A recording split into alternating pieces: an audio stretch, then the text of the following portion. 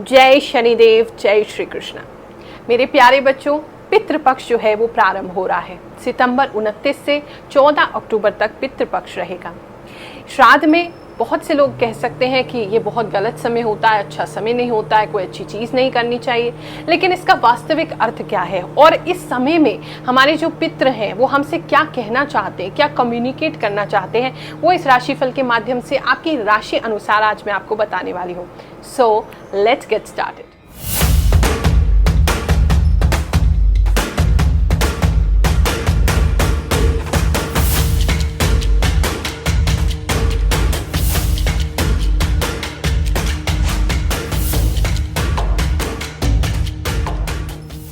आपको बहुत से सज्जनों ने बताया होगा कि पितृ दोष आपकी जन्म कुंडली में है। बहुत से लोग पितृ दोष को लेकर के डर जाते हैं। हमारे पास भी जनता दरबार जो हर गुरुवार को निःशुल्क हम लगाते हैं, उसमें बहुत से लोग आते हैं, कहते हैं हमें पितृ दोष है जिसकी वजह से हम बहुत परेशान हैं, किसी ने हमें बताया है।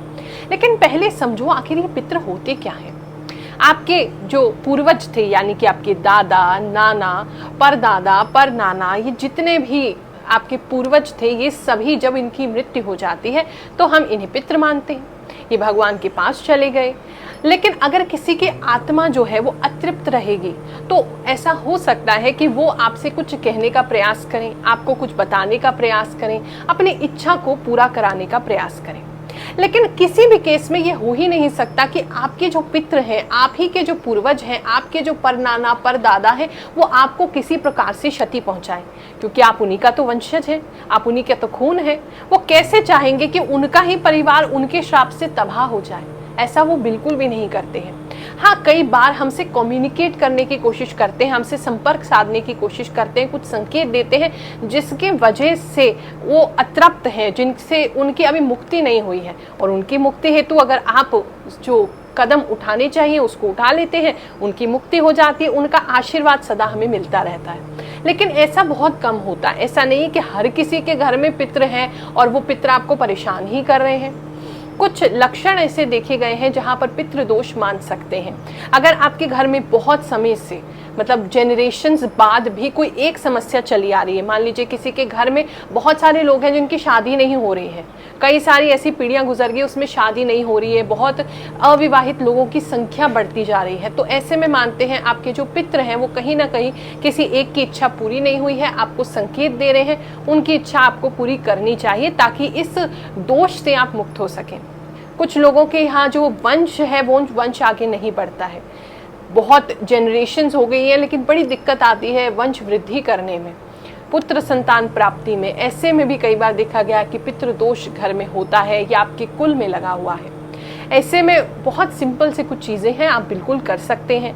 अगर आपको पता चल जाता है कि आपके कोई पितृ हैं, अतृप्त हैं, उनकी इच्छाएं पूरी नहीं हो पाई हैं, उनकी आत्मा जो है उसको मुक्ति नहीं मिली है, तो श्रीमद् भागवत महापुराण इसका पाठ आप रखवाएं, कथा रखवा सकते हैं। उनके नाम से अवश्य ही उनकी मुक्ति। बड़ी रोचक सी एक कथा बताती हूँ।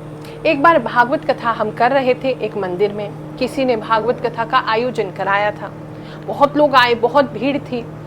अब उस मंदिर के बाहर एक पीपल का पेड़ था। अब कथा जब होती है तो वहाँ एक बांस रखा जाता है जिसमें 7 गांठें तो होनी ही चाहिए। अब 7 गांठों वाला बांस रखा गया। हमने कथा पढ़ी पहले दिन, दूसरे दिन, और लोगों ने आकर के बताया कि गुरुमा ऐसा चमत्कार हमने आज तक कभी नहीं देखा। एक एक करके वो जो गांठ थी, जैसे कथा में हम बताते हैं धुंधकारी की कथा में कि प्रेत योनि में था वो, और उसने बांस में रह करके कथा सुनी और फिर उसकी 7वें दिन मुक्ति हुई। तो ऐसी ही सेम घटना, ये मेरी आंखों देखी बात है, वो बांस के भी मैंने दर्शन किए थे, वो पूरा बांस फट गया था, 7 गांठें उसकी खुल गई थी। तो हमने खुद इस चमत्कार को देखा है कि श्रीमद् भागवत महापुराण को करने से, कथा श्रवण करने से, मूल पाठ रखवाने से हमारे पितरों की शांति होती है। तो आप उसका आयोजन कर सकते हैं। इसके अलावा मान लीजिए इतना बड़ा आयोजन आप नहीं कर पा रहे हैं, तो इस स्थिति में आपके जो भी पूर्वज थे, आप उनके लिए प्रॉपर गया जी में तर्पण वगैरह अगर कर चुके हैं, उसके बाद भी शांति नहीं हो रही है, तो जो भी आपको पता चला है कि इनके वजह से इनकी मुक्ति नहीं हुई, इनकी तृप्ति नहीं हुई है, तो उस व्यक्ति की वो इच्छा को पूर्ण करने का प्रयास करें। कि अगर मान लीजिए फॉर एग्जांपल आपको पता चल गया है कि आपके जो भी पूर्वज थे उनमें से किसी को एक्सीडेंट से उनकी मृत्यु हुई है, तो अभी उनकी इच्छा जो थी जीने की, आगे कार्य करने की, वो पूरी नहीं हो पाई है। तो आप उस कार्य को, जो अधूरा कार्य उनका रह गया, अगर उसको पूरा कर देते हैं तो ऐसे में पितृदोष निवारण आपका हो जाएगा। ये भी मालूम नहीं पड़ रहा है तो अपने पूर्वजों के नाम से आप भंडारा इत्यादि समय समय पर करते रहें, उनके नाम से दान पुण्य करते रहें, खासकर उनको जो भी चीज़ें पसंद थी वो करते रहें। अगर समर्थवान हैं आप तो बुजुर्गों के लिए आप एक आश्रम निर्माण कर सकते हैं, ओल्ड एज होम का निर्माण कर सकते हैं तो भी, या फिर वहाँ पर भी दान पुण्य कर सकते हैं, उससे भी पितृदोष में शांति होती है। पितृदोष हमेशा बुरा नहीं होता है और ना ही श्राद्ध या पितृपक्ष बुरे होते हैं। बहुत से लोग ऐसा समझते हैं कि श्राद्ध में कोई कार्य नहीं करें, इसलिए नहीं करें कि आप डर गए हैं या कोई समय बुरा आया है इसलिए आप अच्छा काम नहीं कर रहे हैं। आप जो गुजर गए हैं, आपके माता पिता हो सकते हैं, आपके दादा दादी, नाना नानी, पर दादा, पर नाना, या कोई भी आपका प्रियजन गुजर गया, उनकी याद में ये 15 दिन आप निकालें। तो अब उनको याद आ रही है आपको, आप उनकी याद में व्याकुल हैं और आप उनकी याद में आपका मन जो है वो भर गया है, तो क्या आपका मन करेगा कुछ नई चीज़ खरीदने का, कोई अच्छी चीज़ खरीदने का, कोई अच्छी चीज़ पहनने का? तो इसलिए श्राद्ध में कोई नए कपड़े नहीं पहनते हैं, नए घर में नहीं जाते हैं, नए घर को खरीदते नहीं हैं, नए वाहन को खरीदते नहीं हैं, शादी ब्याह की बातें नहीं करते। इस कारण, ना कि ऐसा है कि आपको इमरजेंसी में अगर कुछ करना ही पड़ गया तो उसमें कोई दोष लग जाएगा। वो दोनों चीज़ों को बहुत क्लियर करके चलें। अगर कोई इमरजेंसी है, आपको कोई शुभ कार्य करना ही है और पॉसिबल ही नहीं है कि वो टाला जा सके, तो बिल्कुल चिंता मत करिए, आपको आपके पितरों का आशीर्वाद मिलेगा। उनको याद करिए। इस समय में जब भी उनको याद करते हैं ना, वो ज़रूर सुनते हैं। एक विशेष ऐसा चैनल खुलता है इन 15 दिनों में कि जिससे भी आप बात करना चाहते हैं वो आपके पितर आपको आशीर्वाद देने ज़रूर आते हैं। और बहुत से लोग ऐसे हैं जो मुझे बताते हैं, गुरु माँ सपने में हमने अपने पितरों को देखा। तो ये भी शुभ संकेत है, शुभ लक्षण है।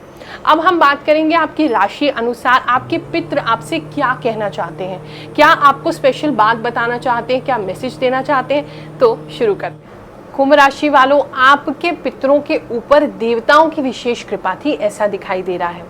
जिस भी पितृ के ऊपर, जो भी आपके दादा, परदादा, पर नाना या नानी, कोई भी एक व्यक्ति तो ऐसा है जिन पर विशेष कृपा थी देवी शक्तियों की, उनसे आपको कनेक्ट होने की ज़रूरत है। बहुत समय से ऐसा लग रहा है आपने उनको याद नहीं किया, तो उनको पुष्प ज़रूर चढ़ाएं। इस पितृपक्ष में अगर डेली आप उनकी फ़ोटो पर एक पुष्प चढ़ाते हैं, पुष्पमाला चढ़ाते हैं, तो वो आपसे बहुत प्रसन्न होंगे और उन पर जो कृपा थी वो ट्रांसफ़र होकर आप पर होने लगेगी, जिसके कारण आपको समय समय पे अलग अलग चीज़ों में लाभ हो।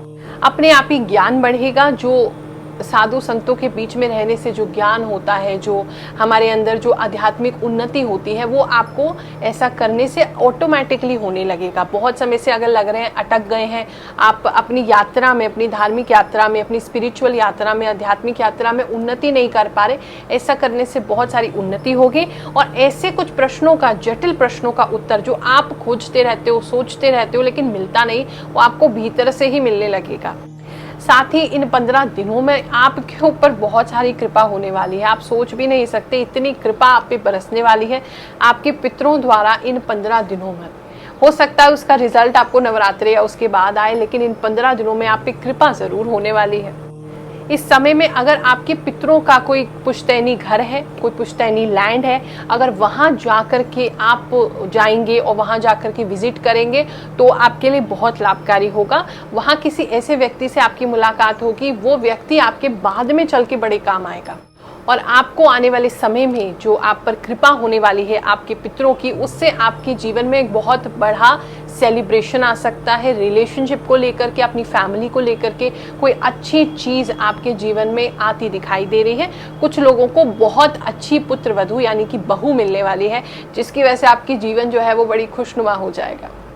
मुझे अच्छा लगा यार, मुझे एक रास्ता मिल गया, एक प्लेटफॉर्म मिल गया। मुझे जो मैं भटक रहा था, वह मैं बहुत ज़्यादा भटक रहा था, रास्ता दिखाई नहीं दे रहा था।